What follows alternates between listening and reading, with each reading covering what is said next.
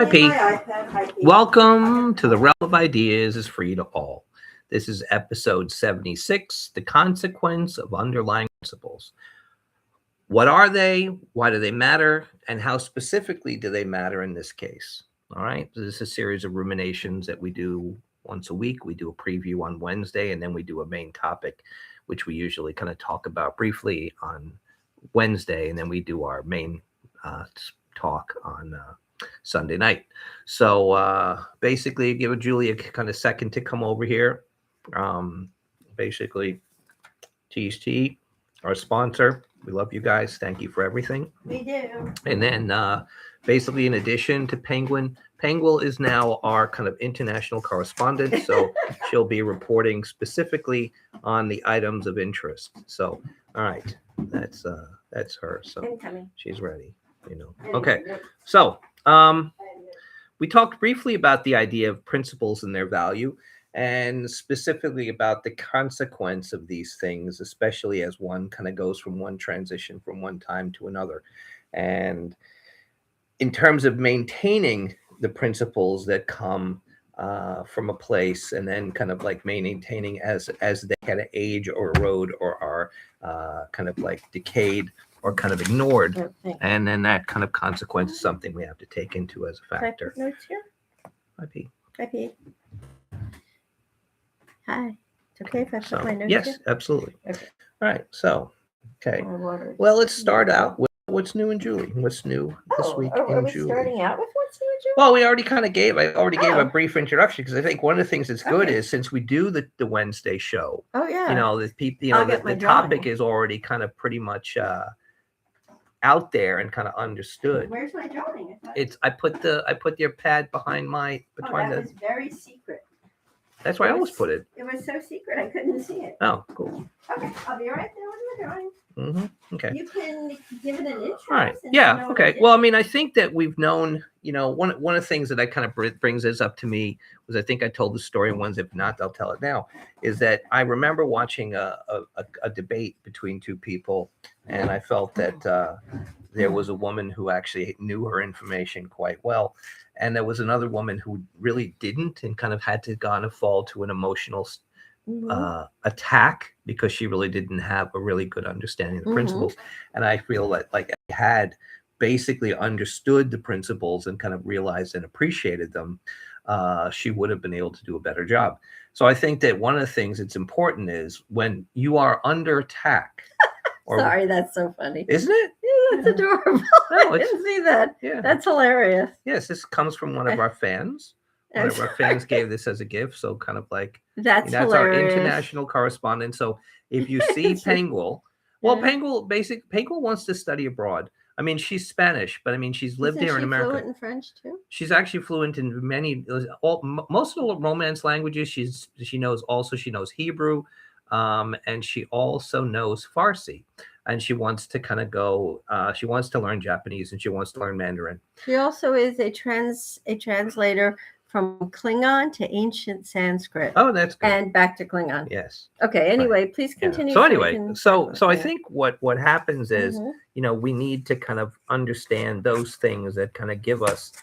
I mean, the idea is the principles are what allow you to kind of like make a compelling argument. In this case, this woman failed poorly because she was really not prepared, because she didn't really have a good understanding of the things that she was, she had been working on. So anyway, all right. So here we are. Is that a fun segue? Yeah. Okay. Okay. So here we are. Okay. So this is my drawing that I just finished earlier this evening at the Met.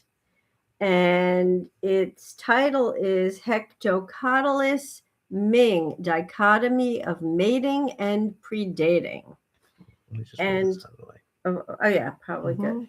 So what you're seeing here in my drawing is a discovery about the true dual nature, the dichotomous nature of the octopus specialized arm. It's a highly specialized arm called a hectocotylon.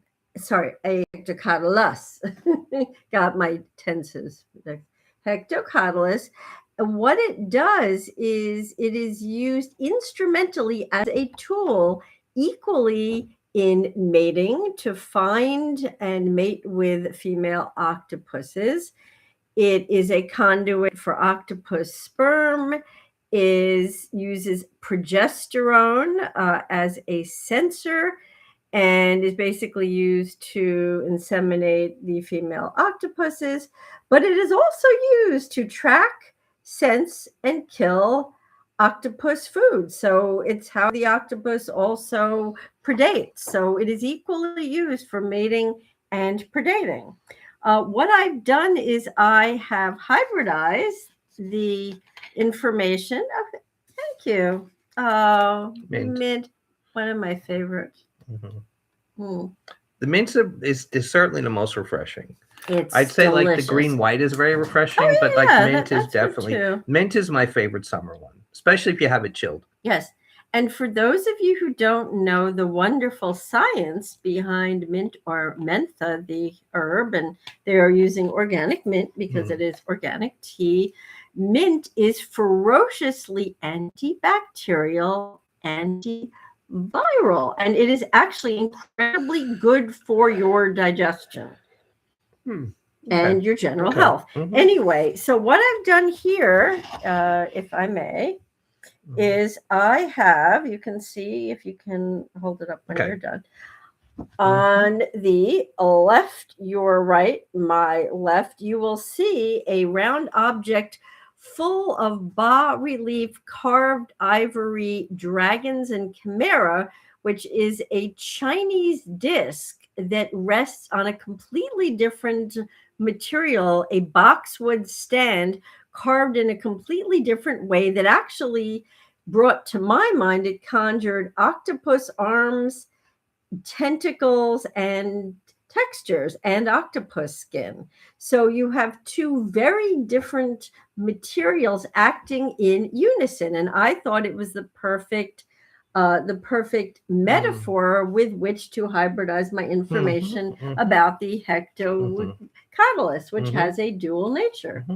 Yeah. If anyone knows how to share a screen on YouTube for a live show so that we could actually put up the drawing and not have to hold it and like, either a split screen or even if we put it on top, or we'd really appreciate that. Yeah, just, give us a shout out or type into And us. another thing was, speaking of one of our fans, one of our great fans, actually the person who gave us the microphone. And what happened was, the suggestion was that maybe a lot of people, because of the kind of nature of some of the things we talk about, it's like kind of somewhat esoteric and enigmatic, that there's a kind of reluctance to kind of chat or kind of speak. And we find that a lot of times we'll get people, the people we see, either at the places that we go, especially at the Met, is they'll tell us, hey, Bruce, I was thinking about this, or Bruce, I saw this. What do you think about that? But I think that, but I mean, it's like the chat is here for everyone to kind of use.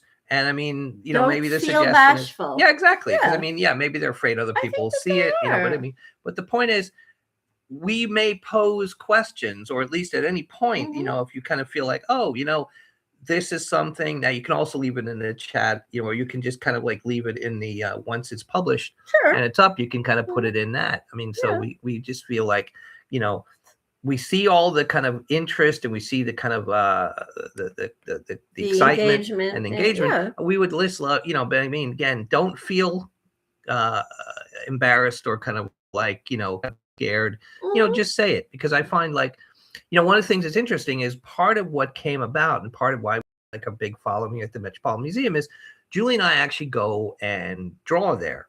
And one of the things that was that's where that's from. Yeah. And, I have an equal amount of drawings as well. Certainly. But I think one of the things that's interesting is that like people always say, isn't that really intimidating, or isn't that like really difficult to go out in front of people and try to, use like your ability? And I guess, people talk about stage fright and things like this. We have musician friends who talk about like when they're going to perform. I don't see it as a performance. I mean, I kind of just look at it like I'm there doing my work. And I mean, I look at it like, I'm not really concerning myself with the people who come up and speak to me. In fact, a lot of the people that are subscribers, or a great deal of them, are people we met Who came who up came to up us and while we spoke to were us. drawing. Yeah. And now we can see them. Both Julie and I have had these situations where people come back, it's like, oh, I saw you last year, and now I watch your. It's Yeah. like, in fact, yeah. you had that guy from Australia recently, wasn't Yes, it? it did. And so it's. Yeah. I guess maybe it's just when you're doing something that you love, you don't Mhm. really think about it. And I mean, again, Mhm. both of us were incredibly shy as children, Yeah, but yeah. kind of like as a result of It what was we do. environmental, but I Oh, it don't was want to totally get into. Yeah, environmental. that's Yeah, okay. exactly. So anyway, so I'm going to all put right. this down Okay. so it doesn't get Okay. dinged. And we're Yes, going to yes, have yes. some things. Yes, Right? exactly. That's what we said. Exactly. Okay. I've been looking forward to it. Yes. Okay. So in times, there have been times when people have looked upon the principles by which people have certain capabilities and concern themselves with making sure that whatever happens, that these things would be maintained throughout time. The greatest example I can think of is Diderot's Encyclopedia, where he felt at a time where, in spite of the fact that culture had achieved tremendous success, I think he understood the very short time in which this success took place. One of the things that I see now is the fact that I see just in my lifetime, the fact that there has been what I would say a kind of a receding nature of how we. Oh, you okay, Pete? Oh, I got her. Oh, sorry, Pete. Here, just guess it make it better. Thank A you. receding nature of It's a how, sharp in box, fact, yeah. we. Anyway. Yeah, it's a really stupid box. I stupid hate it. You open it up packaging. from the narrow end. It's Yeah, like crazy. it's We like absurd. it. I mean, we No, love it. we're We're not going not to show it. advertising Yeah, that, no. we only have. We only have really? one sponsor. Yes. Yes, absolutely. So, I think at a certain point, you kind of start to realize there's a need to understand why these things are important, because they can so easily disappear. And in the case of this person, okay. And in the case of this person who was having this debate, these were at the time when these issues were kind of first brought about. This was a kind of seminal part of that discussion, and it without going into the details of it, because I don't want to kind of get overly political, the idea was this was something, if had someone really appreciated those things that had been laid down, they would have been able to kind of make a more consequential argument.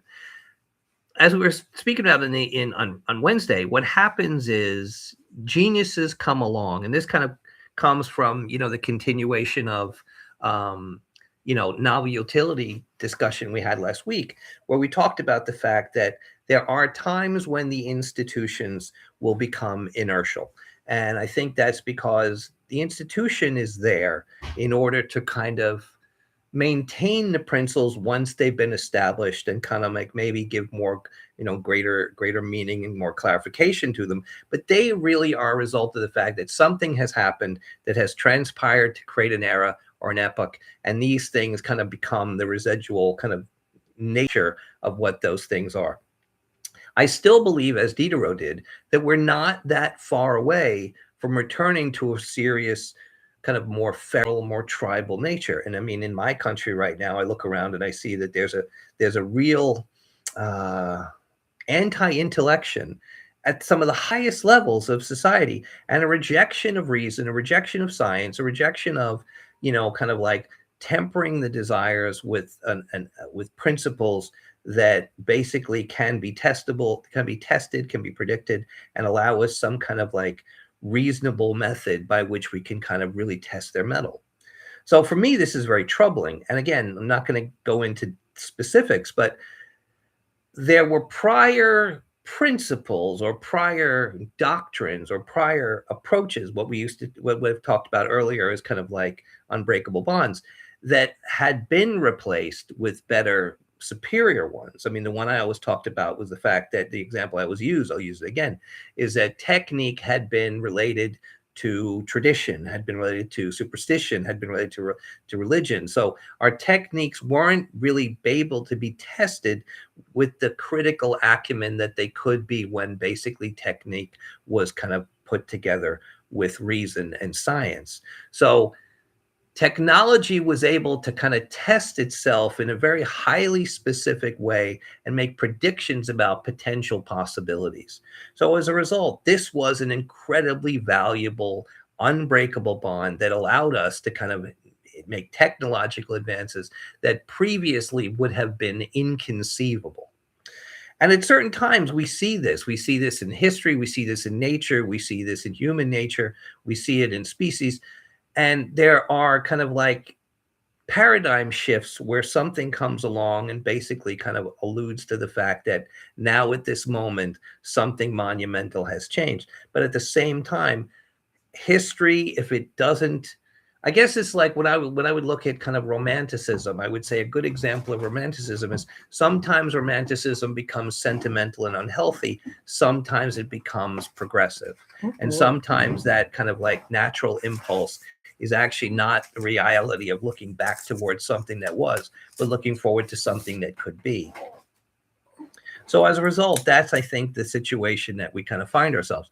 I find ourselves kind of like moving back to a previous time, which was simpler, but at the same time less effective and less efficient. Yeah. So I'm handing it to you. thank you, Pete. Sure. This way we don't get all chocolate fingers. So, Pete, Yes, P. talk to us. Okay. I will talk, then I will have one. Mm-hmm. FYI, we're not doing this brand. We're saying candied citrus goes very well with Tea's tea, among many other things. Okay. I would like to talk. Oh, that feels great. I'd like to talk about Squid Society. Bet you didn't see that one coming. So I would like to also talk about 10-armed cephalopods and snakes, which all communicate. That's so cute. Which all use their skin and chemicals emanating from their skin on their skin, as well as skin colors and skin patterns, as their primary method of communication. So they have a skin language, a lexicon of the dermis. Oh, I like I will that. call it. I will jot that down. A lexicon of the dermis. And I will explain with my research and my very my copious notes here. Okay, so squid shoals, and shoals is a great word, but it's the right word for a group of squid. And these are experiments that I saw the footage of. They're mind-boggling, but actually true. They were done by Japanese scientists in Kyoto and Tokyo who spoke of them on a phenomenal show called Science View on NHK World. It's a great show. It's really hardcore science. Oh, yes, always good for G. It also keeps the kind of like, keep the, what they call it, wetting your whistle. That is funny. Okay, so I'm going to start. Yes, by all means. So squid shoals use color on their skin to communicate very complex information. This is a great experiment that I actually saw in the larger shoal, and the squid are starting. So picture a group of transparent, translucent squid. It finds a food source. All right. I'm sorry. It honestly is. When one squid finds a food source, it turns its skin or body black. And it goes from clear to black. Go ahead, Pete. Sorry, Pedal. It's really hard to focus when you're doing that. So a second. Sorry. Okay. Sorry, Pete. Thanks. It's not like I was talking. It's not like I was talking. No, I know. But I know better than to do that. Oh, clicky, Yeah. Clicky one. Especially, yeah. So anyway, so it goes from white or clear to black instantly. Now, this is a squid's neurological system that is controlling a color change. It's a complex series of moves in the chromatophores in the squid skin, and it changed to like a jet black. It was astonishing. And then every other squid in the shoal turned black when it got the message. It was staggering. I mean, to see a tank full of clear squid, 20, 30, 40 squid, one squid finds food, the other squid are nowhere near that squid, they all turn black. because Interesting. that's chemical and color communication. So squid also, and this is really, really fascinating. Some squid had a large right optic lobe. Other squid had a large left optic lobe. Hmm. So there is a left-handedness to squid vision and a right-handedness to squid vision. Squids have incredibly great eyesight. So they have a dominant eye, and people were unaware of this. And the dominant eye is preferential. So squid possess a dominant eye. So what does this mean? So they ran some very interesting optical experiments with squid sight and chemical messaging and communication. Mhm. They found that about 61% of squid had no preference for the left optic lobe or the right optic lobe. 16% had left eye dominance. 23% had right eye dominance. They behaved in entirely different ways. So a dominant right eye squid would do all sorts of things that a left eye dominant squid would not choose to do. And the neutral eye squid, the 61%, or the bulk of the squid shoal, would also act in a very different way. So I bring us to a term that humans don't have. Squid have collective vision, a vision of the masses, a communication of sight and discovery. So the squid shoal can be considered a super organism. Interesting. They also detect polarized light. Okay, so go. my And thinking I'm going is, to have my one. thinking is Oh, people, right, are left-handed or right-handed for the most part. wow. But no one is really, there's very few people who are truly ambidextrous. Mhm. So the fact is, like, we would say that, like, I guess it's what, 85% of people are right-handed and maybe 10 to 15% It's are fairly left-handed. small. Yeah. But I mean, again, and they say that amongst left-handed people, they're more likely to have more ambidextrous qualities Mhm. because being in the minority, they are more necessarily to have to adapt. They were But this- forced to use their right hand. Oh yeah, exactly. In Mhm. fact, a quick Mhm. story is my father's father was Mhm. raised in Britain, where he was made Mm. to be right-handed, though he was left-handed, and he basically Mhm. was hit and punished till Mm. eventually he got it. And a lot of times when these people were, it could be beaten out of you, but it became capable of kind of resurfacing in the next generation. I'm left-handed from two right-handed people from Britain. So there was certainly something that kind of happened that passed that on to me. But this situation was such that here you have a situation where there's a collective circumstance. Now, I don't Mhm. know if squid brains are lobed the way ours are, where, like, people kind of, your handedness has a relationship to your brain and They the function don't of your have a brain. lobed brain. Their brain is dispersed throughout their body. It's Oh, very interesting.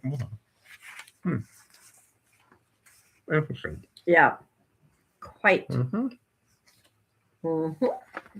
So, Oh yes. I would like to give a quick plug to a really quirky, fascinating, and quite hilarious documentary film.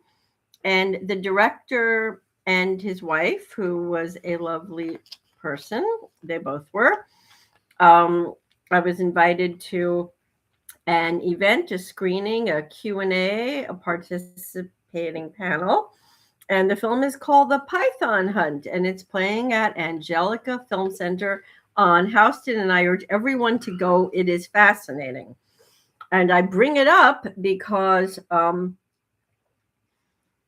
snakes also communicate through coloration and chemistry and patterning and the manipulation of UV light and iridescence on their skin. And it's a complex series and a complex language.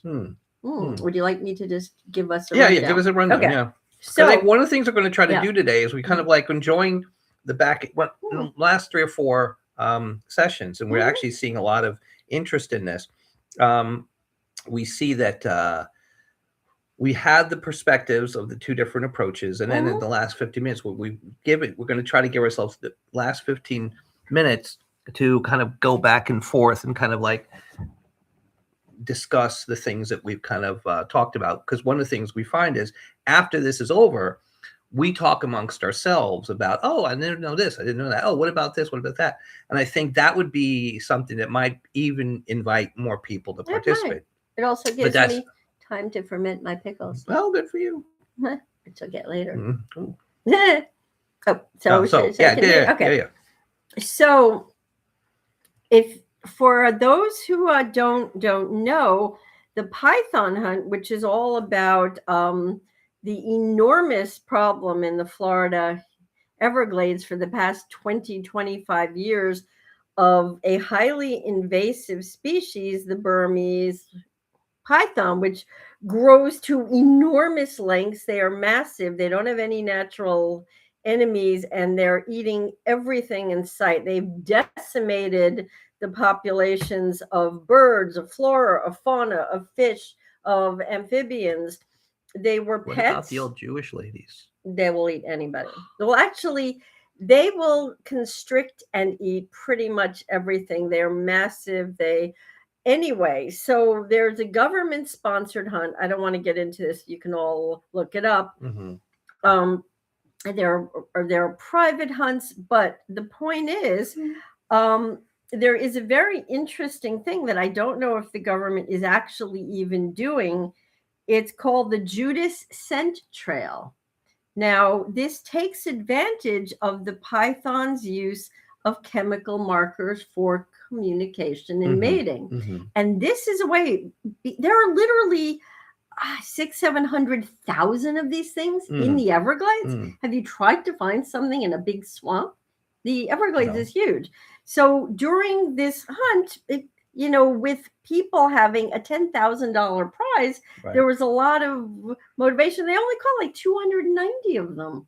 And this was giving That's not even keeping up with the breeding. No, it's not even close. Goodness.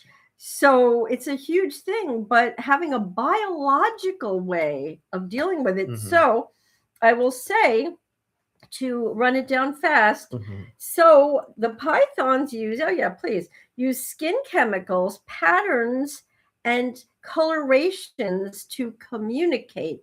So the Burmese pythons specifically use skin lipids, which is fascinating. For those of you who don't know, lipids are fats. We have them, every single animal does, or we'd all be gone. So they actually use, in a brilliant twist of evolutionary daring do, skin lipids, fats, as a primary tool, not a secondary or a tertiary tool, of chemical communication, specifically for tracking mates, identifying females, and identifying the female's current reproductive status during breeding season. So the chemical cues are deposited on the skin as a greasy, very unctuous lipid substrate, wherein the male pythons follow the scent trails left by the females. They can both do it. So male tracking and selection, sex-specific signaling, and here we go, chemical manipulation. So to attack the invasion in the Florida Everglades, it has been strongly recommended by researchers to craft a Judas scent trail, meaning a false scent where males will pursue other males instead of females, meaning they are pursuing snakes they can't mate with and can't reproduce with. A male Burmese python cannot make little baby pythons with another male, right? No, exactly. So what happens is the female leaves a male trail? No, the human crafts fake lipid chemicals, puts them on the skin of other males, and so other males chase other males around, and it's a pileup of male upon male chasing each other around trying to mate, but they can't. So what happens is they'll find a male python, Yeah, and they'll put the female scent thing on them. on the male, Mhm. meaning instead of mating, and these snakes can produce 20, 30 eggs at a time. Mm, I mean, it's really a problem. yeah. Okay. And So basically, yeah. what happens is you're kind of like, it reminds me of that time in the West Village when I was coming to see you.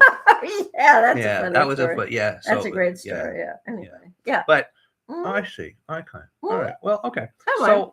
Back to you, P. yeah. So I guess what Mhm. happens is, Here's you know, your one of bud. the reasons why there are probably numerous Mhm. reasons. There are obviously numerous reasons, I would Mhm. say, that why Mhm. we kind of see principles age or be lost. Part of it may be the natural tendency as time goes on to expect that the principles will basically be usurped by newer ones as the new age of genius kind of replaces that which kind of has come to kind of vilify itself as a result of its circumstance. But there could also be the fact that there may be unhealthy circumstances that basically will allow us to kind of not move forward, because a forward motion is not necessarily guaranteed. Why, which is why Julie and I say, you know, there's always change, but there's not always progress with change. Yes. And I think that's why there is a fossil record that kind of makes up for the vast majority of species. Mhm. So I think one of the things that happens is sometimes people assume a certain guarantee of persistence and the ability to replicate, which is kind of an incredibly naive approach. So, you know, maybe there are reasons why, not at the moment, where we kind of start to kind of like lack the vitality with which we conduct ourselves on the principles. But also, like we said last week, sometimes there's a kind of like over zealousness with holding on to things when they are no longer pertinent. And that kind of means that, you know, at a certain point, one has to go back and start to look at what are those things that kind of possibly give rise to a new age. So there could be that as a healthy thing, where at a certain point there's a natural desire to kind of like lose or kind of give way to the principles. Mhm. Now, again, it's not as if you ever start from scratch. There are things primary that are replaced. Certain, you know, unbreakable bonds are kind of decoupled and coupled with new circumstance in order to kind of get to a deeper, more kind of like sophisticated place. But it's not always something. It's something that is an incredibly difficult part of culture. It's something right now that I think is kind of being somewhat ignored. We do know historically that certain times give way to other times. We've seen this. We understand this. But I think it's not something we spend enough time trying to understand. Mhm. I feel a certain impression that these things are kind of, that we are at a kind of beginning of a certain circumstance that kind of gives way to a new time. And I think some of the things we've been talking about recently are about those particular things. Mhm. Anyway, so the utility with which you can approach your circumstance at any particular age is something that is vital. And I think maybe it could be that the difference between the magnitude of the significance is how well you do in terms of kind of like seeing the opportunity embedded in the circumstance that you have in front of you, or maybe in some cases falling below and failing. The other side is the fact that maybe sometimes principles become too good that one relies on it and takes them for granted, and as a result loses that, which can be a real recipe for a kind of retrograde. Do you have a good example of that? Yeah, I mean, like right now I see the fact that you know, it's often been in the last 20 to 40 years this idea of kind of like calling for the end of certain things without really analyzing what would be the nature of these things if they were given up, and not really analyzing when these things have been replaced in other societies and understand the grave nature of what you're giving up. I mean, one of the things I see this kind of currently in my own society, and I kind of see it in other societies around the world, where principles that have allowed us to get to a place. Well, I mean, I'll give a good example. I mean, I always use the example of the coupling between reason and technique. Mhm. And I think right now there are a lot of people calling for the uncoupling of that and basically returning to a less productive, more primitive place where these things were linked to traditions and superstitions and all kinds of things that we have seen are incredibly ridiculous and absurd. So yeah, that would be an example. I mean, when basically we saw the fact that as a result of uncoupling this unbreakable bond and Mhm. then forming a new one, that would not want to go back to a previous one, which we have superseded and been able to prove is more valuable. And that would be an example. Mhm. Okay. Excellent example. Thank you, Pete. So You're so go ahead. eloquent. Okay. Okay. Well, I'd like to jump now to, I mean, that may seem unrelated, but the segue will become lucid. Hmm. The sardonic grin. Now, this is a really ripe topic. This is very hardcore and might be a little difficult for some people to hear. It's not for the faint of heart. I don't think anybody listening to us is faint of heart. No, I'm just giving a caveat. Okay. That's a warning for those of you who don't know what caveat means. Those are the things with the Bugs Bunny. Yes, Yeah, yes. Yes, they're very high in beta carotene. Beta Those carotene, yes, caveats. I like the little baby ones. Yeah, that's why I get you this. I know. Okay, so the sardonic grin or Rhesus sardonicus, Love Reese's. that's great, is an abnormal and sustained spasm of the facial muscles. We're not talking a little spasm, we are talking a massive and permanent one, which produces a forced and grotesque, menacing, sinister smile. And this smile is from severe tetanus, Wilson's disease, which is very, very rare, strychnine poisoning, which you'd think would be rare, not so much. So, a lot of nice people out there. Or it is actually rather common ingestion of neurotoxic plants. I'll say that again, just in case you didn't. Neurotoxic plants, specifically the hemlock dropwort. Now, the dropwort is a beautiful plant. In fact, it is a member of a fascinating family of plants, which we have all eaten, and contains very delicious and incredibly edible members, right alongside fatal, highly toxic ones.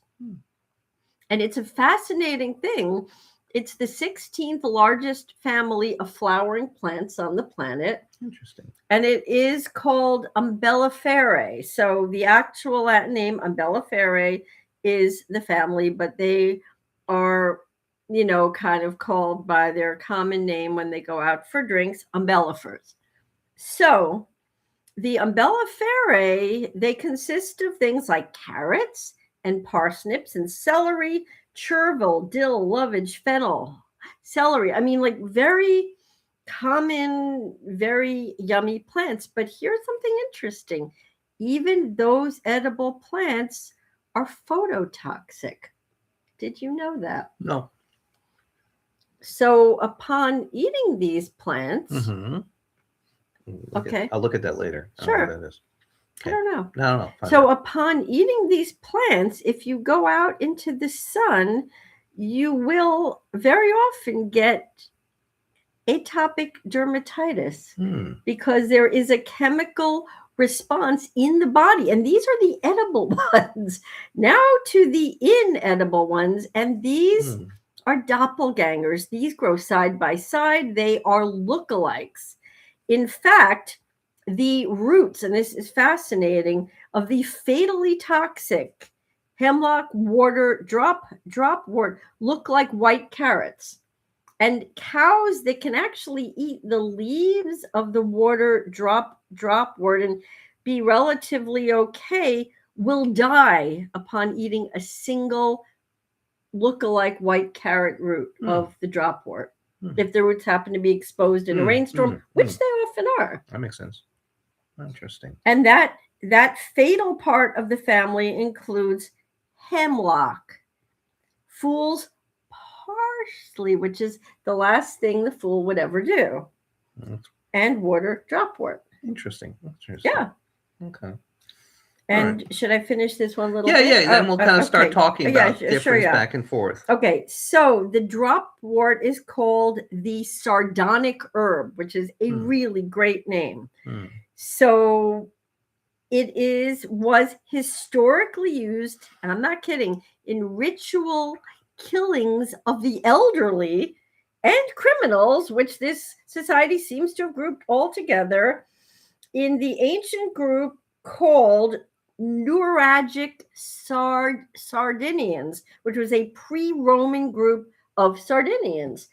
They would intoxicate the elderly and their criminals with the water dropwort, and their faces would turn into these grotesque grins, and then they would push them off cliffs or beat them to death with like stones. Okay.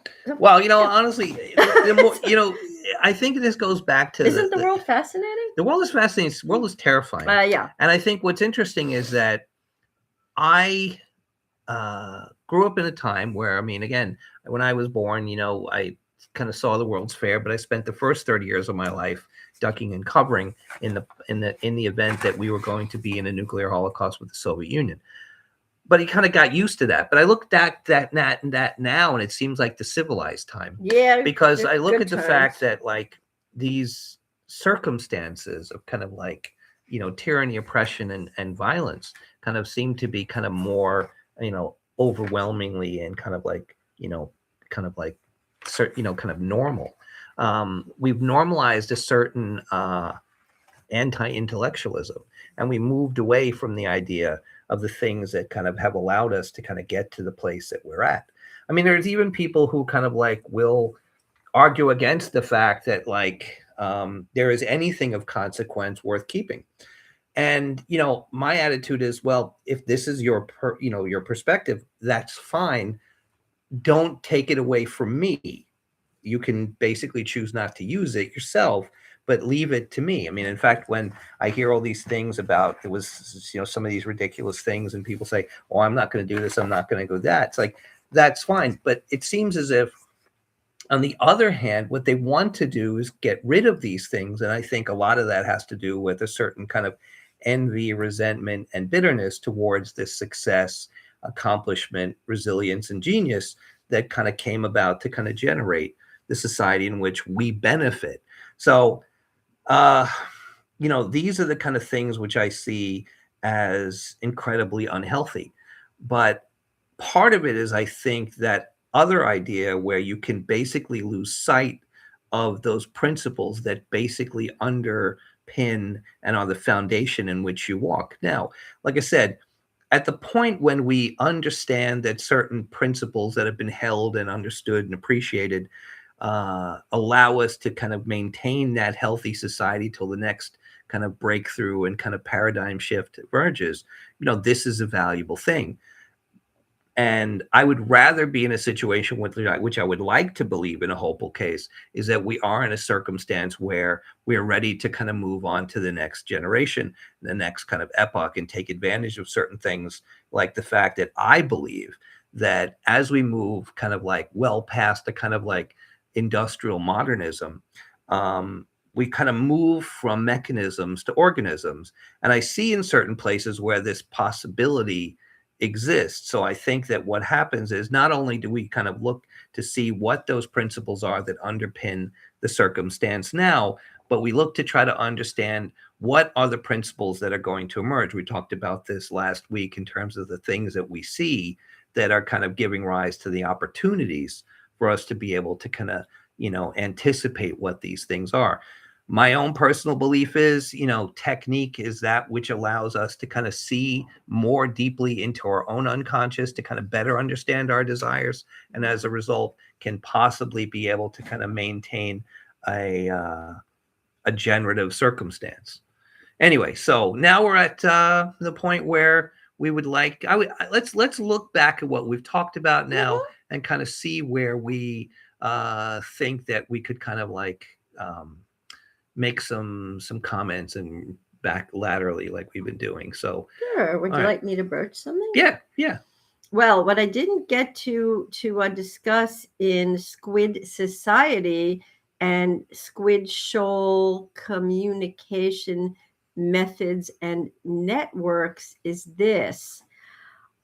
Squid have been found, and like again, these were several groups of Japanese researchers in Tokyo and Kyoto University, that squid have complex and varied human emotions. And when I say that, I don't want to insult squid, but I'm saying that they are comparable to recognizable and categorizable human impulses, human psychological responses. So the researchers found the squid to get furiously angry, Mm-hmm. to be deliriously happy, to be envious, which people would not ascribe these to squid.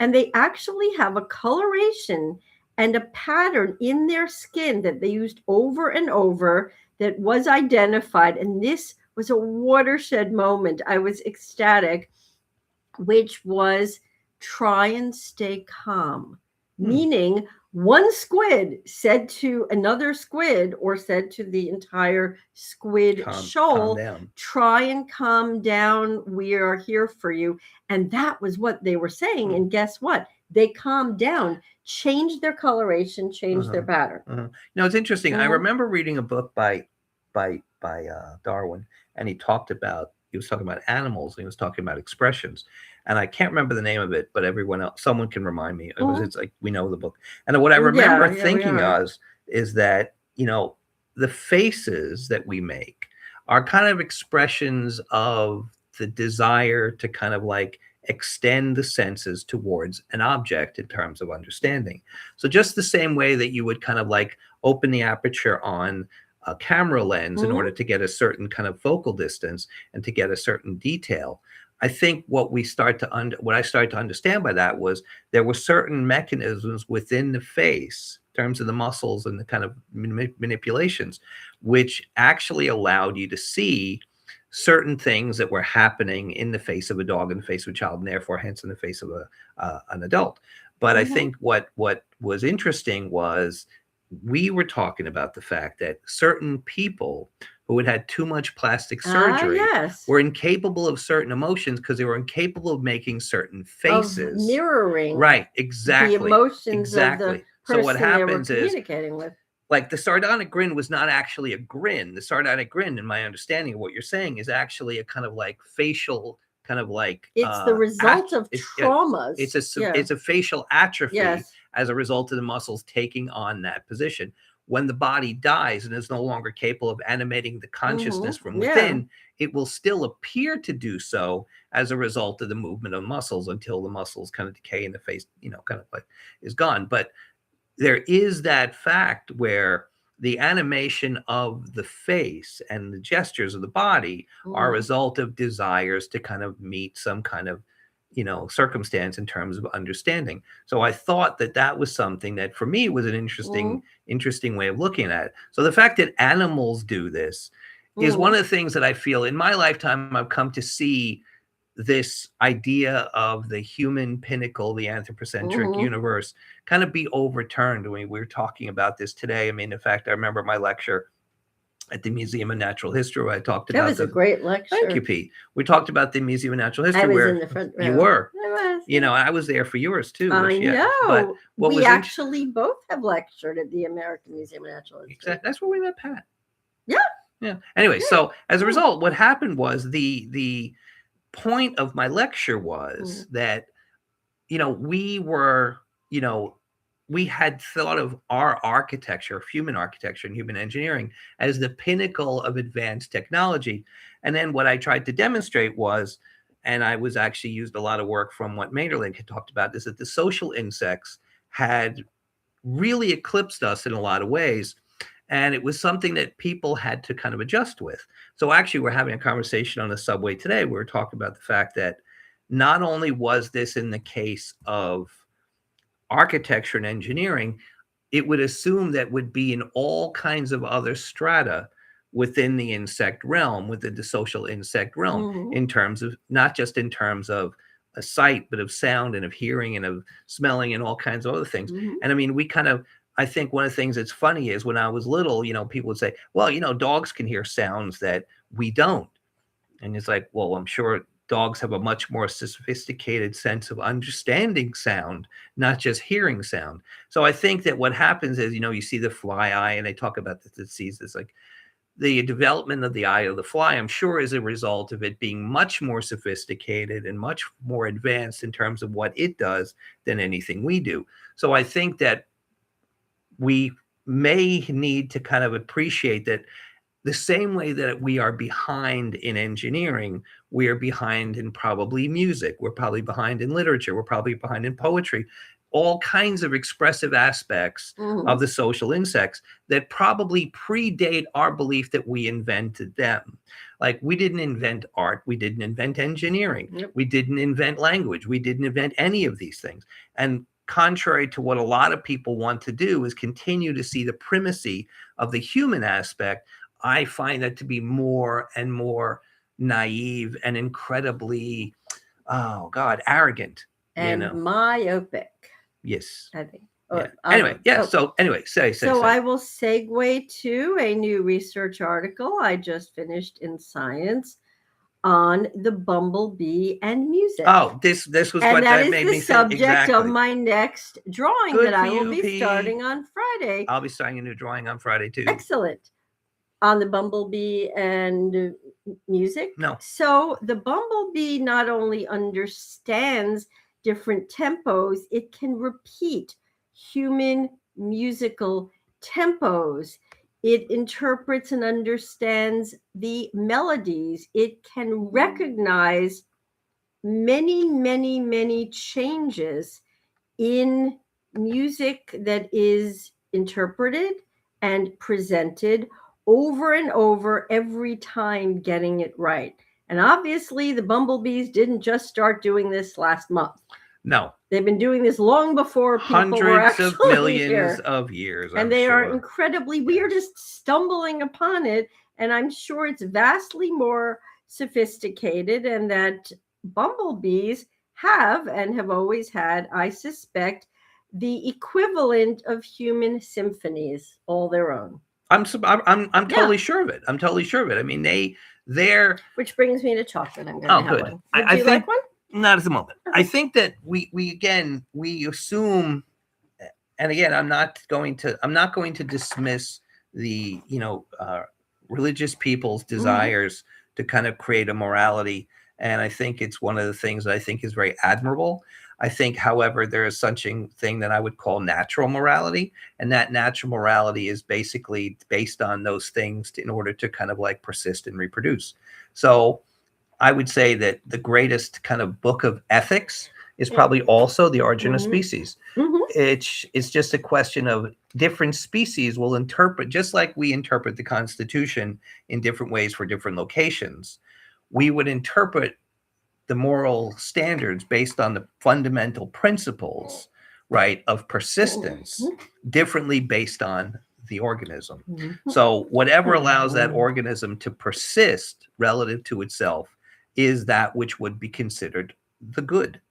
So in this case, I think it's understandable for people to believe that God put across these principles.